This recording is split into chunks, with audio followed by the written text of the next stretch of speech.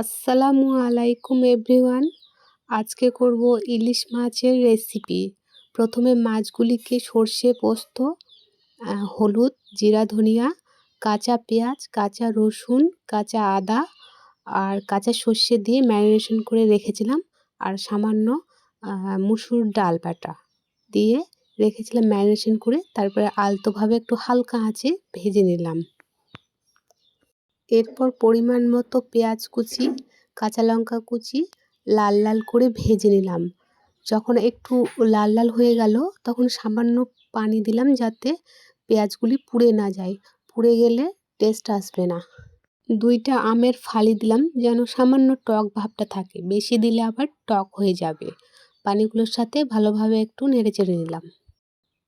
এখন দিলাম সর্ষে, পোস্ত, গোটা জিরে, কাঁচা তেল আর টমেটোর পেস্ট দিয়ে এটাকে ভালোভাবে একটু মশলাটা কষে নেব।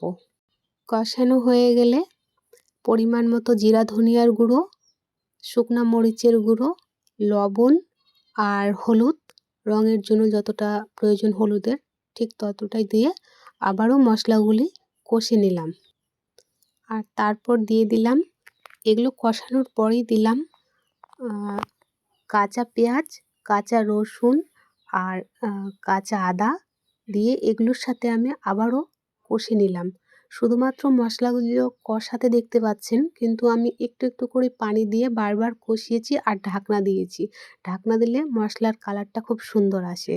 এই জন্য মোটামুটি অল্প অল্প করে পানি দিয়ে আমি 10 বারের মতো পানি দিয়ে মশলাটা কষিয়েছি, যাতে খেতে ভালো আর টেস্টি হয়। মশলা যত কষাবেন তত ভালো হবে, কারণ আসল স্বাদ, তরকারির যে আসল স্বাদ সেটা একমাত্র মশলা কষানোর উপর ডিপেন্ড করে।